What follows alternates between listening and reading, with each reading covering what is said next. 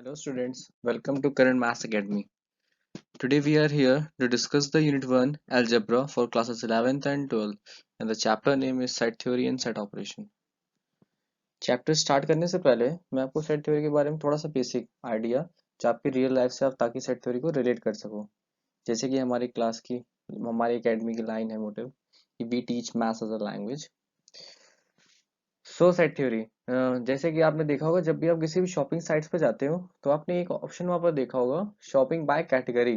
जैसे ही आप उस पर क्लिक करते हो तो आप उसमें कई सारे ऑप्शन देखे होंगे, kitchen, house hold, boys, girls, ये सारे ऑप्शंस आपको मिलते हैं।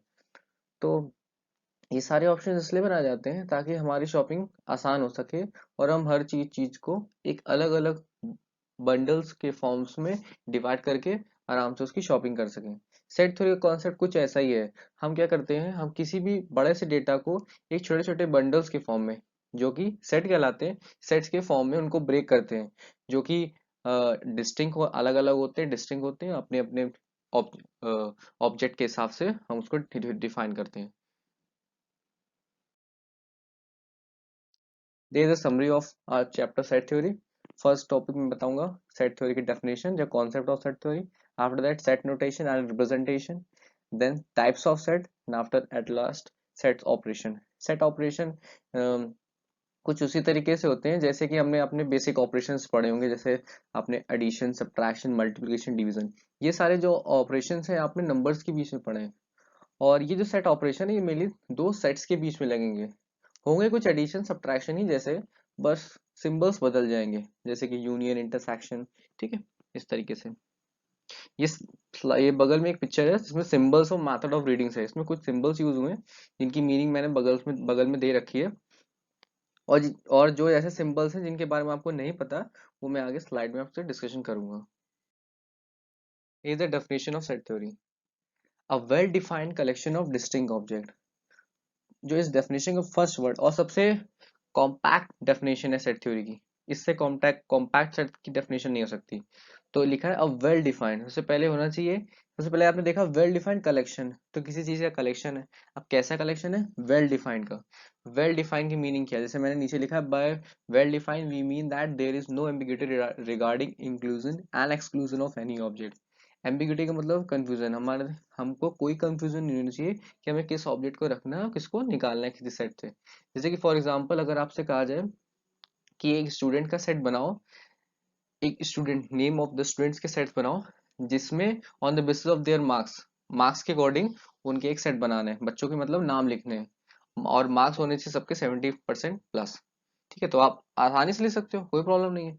लेकिन अगर आपसे कहते हो on the basis of their fairness, तो प्रॉब्लम आ जाएगी फेयरनेस वर्ड, क्योंकि वर्ड तो फेयरनेस डिफाइन है गोरा, लेकिन कितना, हमें क्या नहीं पता है, फ्रेम ऑफ रेफरेंस। जैसे फिजिक्स में होता है ना, अगर हमें फ्रेम ऑफ रेफरेंस नहीं पता हो कि किस फ्रेम से हमें किस चीज को कंपेयर करना है, तो हम उस चीज की बात एग्जैक्टली मतलब कर तो सकते हैं, लेकिन हम अपने अकॉर्डिंग रेफरेंस कुछ भी ले सकते हैं। उस तरीके से फेयरनेस है, तो फेयरनेस का हमें फ्रेम ऑफ रेफरेंस नहीं था, तो हमें कोई रेंज बता दे कि भाई इतनी से इतनी होनी चाहिए, तो चल जाएगा वर्ड फेयरनेस। लेकिन जब हमें सिंपली बोल रहे हैं on the basis of fairness, तो हमारे कंफ्यूजन है, और जैसे ही कंफ्यूजन क्रिएट हो तो इसका मतलब हम इस चीज का सेट नहीं बना सकते।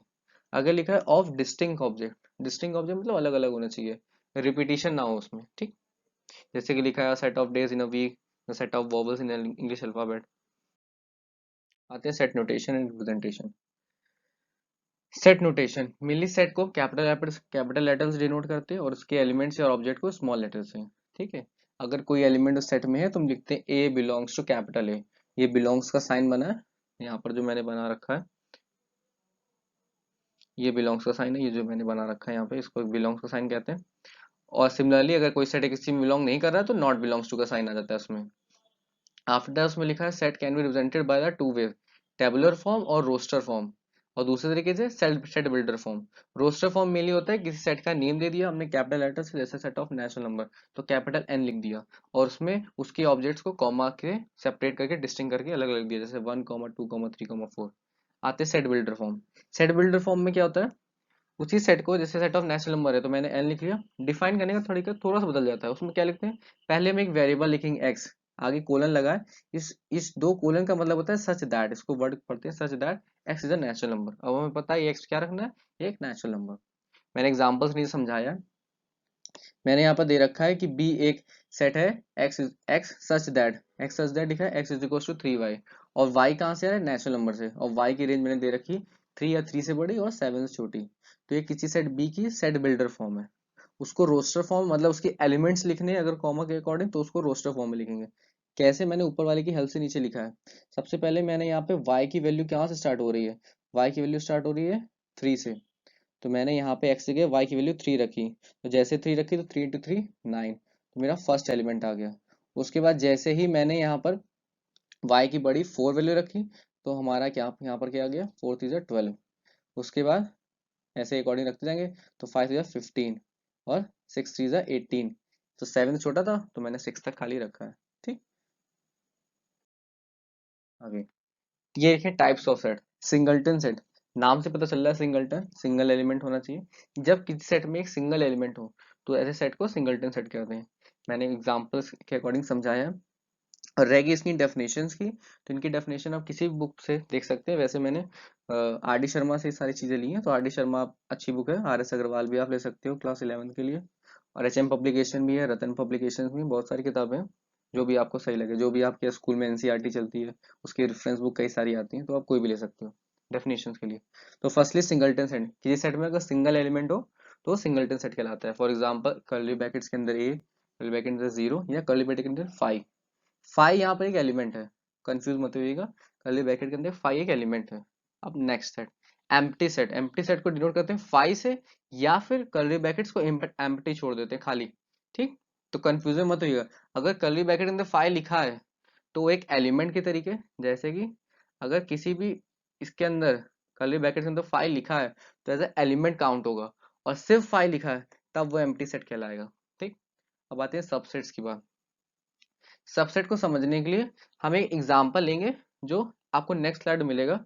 उसके बाद नीचे लिखा है प्रॉपर सबसेट। प्रॉपर सबसेट को मैं डिफाइन कर सकता हूँ, जैसे कि अगर किसी सेट, कोई सेट बी है जिसमें 1 से लेकर 10 तक के नंबर हैं, और एक मैंने ए सेट लिया है जिसमें नंबर 1 से लेकर 9 तक है। ठीक, तो बी सेट में 1 से लेकर 9 तक के सारे नंबर इंक्लूड है ऑलरेडी इंक्लूड। तो हम कहेंगे कि A is a proper subset of B. Proper इसलिए कह रहे हैं क्योंकि सिर्फ बी में एक एलिमेंट किससे ज्यादा है, ए से ज्यादा है। एक से ज्यादा भी हो सकता है, इसमें लिखा है at least one element in B which is not in A, तो एक से ज्यादा भी हो सकता है, तो उसमें कोई प्रॉब्लम नहीं है, तब भी वो प्रॉपर सबसेट कहलाएगा। ठीक, फिर नीचे लिखा है इक्वल सेट। इक्वल सेट क्या होते हैं, if they contain same element. Same element से यहाँ प्रॉब्लम ये है, देखिए इक्वल सेट ये होता है कोई दो सेट इक्वल तब होंगे जब उसमें number of element and the numbers जो यार दो भी ऑब्जेक्ट्स हैं वो सेम हो। जैसे कि 1 2 3 एक सेट मैंने ए ले लिया और बी ले लिया 3 2 1, तो देखो नंबर ऑफ एलिमेंट 3 3 है, और नंबर्स जो एलिमेंट जो मैंने ऑब्जेक्ट्स लिए हैं वो भी 1 2 3 है, तो ये सेट्स इक्वल कहला गए। इक्विवेलेंट सेट क्या होते हैं, जिसमें नंबर ऑफ एलिमेंट सेम हो, मतलब 3 इसमें भी हो 3 इसमें भी हो, जरूरी नहीं कि ऑब्जेक्ट्स या नंबर सेम हो उसमें।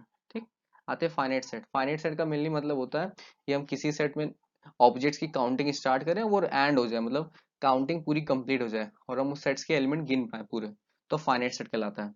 और इनफाइनाइट सेट की हम काउंटिंग स्टार्ट तो कर दें लेकिन उसकी एंड ना हो, जैसे set of natural number, set of integers, counting start तो कर सकते हैं लेकिन एंड नहीं करें। फिर set of set, set of sets का मेनली ये पर्पस ये होता है कि जैसे मैंने सेट बना लिया, कोई एक सेट ले लिया 1 2 3, ठीक, उसके मैंने सबसेट्स बनाए, जैसे 1 2 3 का एक सेट बना लिया 1 2 सिंगल सिंगल ब्रैकेट्स के अंदर 3, और फिर उसको मैंने कर्ली ब्रैकेट के अंदर एनक्लोज कर दिया। जैसे एग्जांपल मैंने दे रखा है कर्ली ब्रैकेट के अंदर 2, कर्ली ब्रैकेट के अंदर 4,6, कर्ली ब्रैकेट के अंदर 2 4 6, और उनको कर्ली ब्रैकेट के अंदर बंद कर दिया।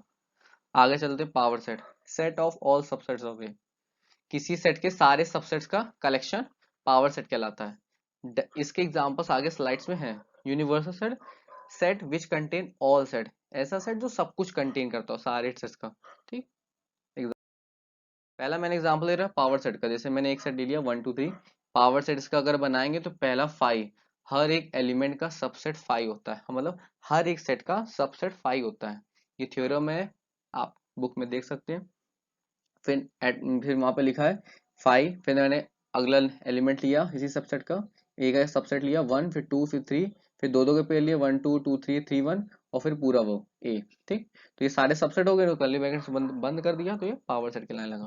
अगर किसी भी सेट्स की हमें नंबर ऑफ सबसेट्स निकालने तो फॉर्मूला होता है 2 की पावर n। ठीक, आगे चलते हैं। सेट ऑपरेशन, सेट्स के बीच में लगने वाले ऑपरेशन। पहला लिखा है union, union of two sets, फिर लिखा है इंटरसेक्शन। पहला यूनियन, फिर इंटरसेक्शन, फिर डिसजॉइंट, फिर डिफरेंस ऑफ टू सेट, फिर complement, symmetric difference and De Morgan law. सबके मैं एग्जांपल्स आपको समझाता हूँ। पहला यूनियन ऑफ टू सेट्स, आप देख सकते हैं वेन डायग्राम्स मैंने समझाया। वेन डायग्राम तो आपने 9th 10th में भी अच्छे से पढ़ा होगा। ठीक, सेट थ्योरी में, सेट थ्योरी तो वैसे भी 9th 10th में हो जाती है, इसलिए मैं जल्दी जल्दी पढ़ा रहा हूँ उसको। फिर आते हैं, जैसे मैंने एग्जाम्पल नीचे दे रखा है, एग्जाम्पल लिखा है ए 1 2 3 एंड बी दे रखा है 2 3 4, एंड देन यूनियन में क्या लिखे हैं 1 2 3 4। तो आप देख रहे हैं एक चीज, ए में जो एलिमेंट है और जो बी में एलिमेंट है, उनमें जितने भी एलिमेंट है सबको एक एक बार रिपीट नहीं किया, एक एक बार सारा यूनियन लिख दिया। यूनियन का मतलब होता है जो कुछ भी ए में है, जो कुछ भी बी में है, उन सबको सारा जोड़ के बिना कॉमन लिए एक साथ ए यूनियन बी में लिख लीजिए। और डेफिनेशन क्या करती है कि A union B is equals to X, इसमें वो एक्स आएंगे that is such that X belongs to A और एक्स बिलोंग्स टू बी, और आता है बीच में। ठीक, इसी एक नीचे कुछ लॉज लिखे हैं, जैसे an important law that is A union A is equals to A union B is equals to B union D, associative law A union B is equals to B union C, brackets interchange है उसमें। Identity law A का union अगर five के साथ लिया तो हमें वापस ए मिलेगा, और ए का यूनियन, और अगर हम ए का यूनियन यूनियन के साथ लिया तो हमें पूरा ए मिले यूनियन मिलेगा। ठीक, आते इंटरसेक्शन। इंटरसेक्शन का लिखा है ए इंटरसेक्शन भी मैंने यहाँ पर दिखाया है, ये मैंने वेन डायग्राम्स आपको देख सकते हैं। अब ये जो कॉमन एरिया है दोनों का वो इंटरसेक्शन कहलाएगा। जैसे फॉर एग्जांपल 2 4 7 10, एक ए सेट लिया मैंने, और उसके बाद मैंने लिया बी सेट 3 7 9 10। इन दोनों में कॉमन देखना है, मतलब 7 कॉमन है, 10 कॉमन है, तो यूनियन में क्या आ जाएगा वो common part. Intersection, sorry, intersection में वो दो नंबर्स आ जाएंगे जो कॉमन होंगे दोनों में। ठीक, और इसकी डेफिनेशन क्या होती है, simply A intersection B is equals to X such that X belongs to A and X belongs to B, मतलब दोनों में होना चाहिए। ये उसके लॉ है, आइडेम्पोर्टेंट लॉ कि A intersection A is equals to A intersection B is equals to B intersection A. इसी तरीके से एसोसिएटिव लॉ है, आइडेंटिटी लॉ है A intersection union is equals to A and A intersection five is equals to five. Common लेना है ना। ये distributive law, distribution law है, पहला लॉ और ये दूसरा लॉ का। ठीक, अब आते हैं डिसजॉइंट और टू सेट। दो सेट कब डिसजॉइंट कहलाएंगे, जब दोनों के बीच में कोई भी कॉमन एलिमेंट नहीं होगा। जैसे कि मैंने यहाँ डेफिनेशन दे रखी, एग्जाम्पल है 1 2 3, बी ए सेट ले रखा है, बी सेट लिख रहा है 4 5 6, कुछ कॉमन है नहीं, तो ये कैसे के सेट कहलाएंगे, डिसजॉइंट सेट कहलाएंगे। अब difference of two set, two दो सेट का डिफरेंस क्या होता है, जैसे मैंने एक सेट ले लिया ए 1 2 3 4, और बी सेट ले लिया 3 4 5 6, तो ए में से बी के वो एलिमेंट हटा दो जो ए में है। जैसे कि फॉर एग्जांपल ए में है 1 2 3 3 4, और बी में भी देखो 3 4 है, तो ए से हम क्या हटा देंगे 3 और 4, तो ए माइनस बी क्या बचेगा 1 और 2। ठीक, और बी माइनस ए निकाले तो बी में से वो एलिमेंट हम हटा देंगे जो ए में है। जैसे कि यहाँ पे 3 4 5 6, तो 3 4 ए में है, तो 3 4 हट जाएगा, तो बी माइनस ए क्या बचेगा 5 और 6 ना। उसके बाद है कॉम्प्लीमेंट ऑफ अ सेट्स। तो कॉम्प्लीमेंट ऑफ अ सेट्स की अगर बात करें तो मेरे लिए हमने देखा है, जैसे सिंपली एग्जांपल्स बताना, जैसे कोई यूनियन सेट दे रखा है, हमने बताया था यूनियन सेट होता है, तो 1 2 3 4, और एक ए सेट दे रखा है जिसमें 2 1 2 4 है, तो कॉम्प्लीमेंट क्या होता है, एक जितने भी एलिमेंट सबको हटा दो, और जो कुछ भी यूनियन में बच रहा है उनको हटाने के बाद वो सारा क्या होगा ए कॉम्प्लीमेंट। जैसे कि 1 2 4 को 1 2 4 है ए में, तो यूनियन सेट से 1 2 4 हटा दो, क्या बचा 3, तो हो गया ए कॉम्प्लीमेंट। ठीक, फिर नीचे मैंने कुछ लॉज लिखे हैं, A union A complement is equals to union A intersection A complement is equals to 5, और ए कॉम्प्लीमेंट का कॉम्प्लीमेंट लेंगे तो वापस हमें क्या मिल जाएगा ए। अब आता है सिमेट्रिक डिफरेंस। तो सिमेट्रिक डिफरेंस की अगर हम बात करें तो A delta A is equals to X such that X belongs to A and X does not belongs to B, और X belongs to A and X does not belongs to A. तो यहाँ पे A delta, जो आपने लिखा A delta B is equals to, अगर देखा जाए A delta B is equals to, तो इज इक्वल्स टू, तो यहाँ पर उन्होंने डिफाइन किया, मैं इसको आसानी से डिफाइन कर दे रहा हूँ आप लेके, ताकि आप लोग के लिए आसान हो जाए याद करना। यहाँ होता है ए माइनस बी यूनियन, यहाँ बीच में आता है यूनियन बी माइनस ए। अभी मैंने आपको पीछे बताया कि यूनियन का मतलब होता है और, ठीक है, तो यहाँ पे इसीलिए बीच में यूनियन लगाया मैंने, क्योंकि और का मतलब होता है यूनियन। और वो जो उस यूनियन और से पहले जो लिखा है और के बाद जो लिखा है, वो आपने देखा होगा ध्यान से, तो ए माइनस बी और बी माइनस ए की डेफिनेशन लिखी है यूनियन के साथ। जैसे कि आप एग्जाम्पल में नीचे समझ सकते हो आसानी से। एग्जाम्पल में नीचे दे रखा है कि कोई सेट ए है जिसमें 1 2 3 है, और कोई बी सेट है जिसमें 2 3 4 5 है, ठीक है। तो ए माइनस बी करेंगे तो ए में से कौन से एलिमेंट आएंगे, बी के एलिमेंट हटाएंगे कॉमन वाले। तो बी के कौन कौन से एलिमेंट 2 3, तो ए माइनस बी में क्या आ जाएगा, 1 आ जाएगा।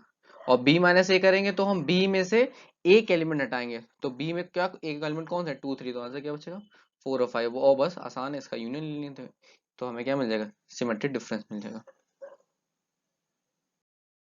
ये डी मॉर्गन लॉ लिखे, या वेरीफाई कर सकते हो कोई भी दो सेट, ए भी कोई दो फाइनाइट सेट ले लो, ए 1 2 3 ले लो, बी 2 3 4 ले लो, और आप प्रूव कर सकते हो। ये जो हमारी लास्ट स्लाइड है, इसमें हमने देखा ऊपर लिखा होगा set theory and set operation, आगे लिखा है एन, फर्स्ट पॉइंट लिखा है उसका एन, ब्रैकेट्स के अंदर ए यूनियन बी बराबर N A plus N B minus N A intersection B. तो एन का मतलब क्या है, एन का मतलब है कार्डिनलिटी। तो N cardinality of any set, cardinality क्या होती है कि सेट की, कार्डिनलिटी सेट की उसके नंबर ऑफ एलिमेंट्स होते हैं, और एक नंबर होता है, cardinality of any set A is equals to number of element in that set.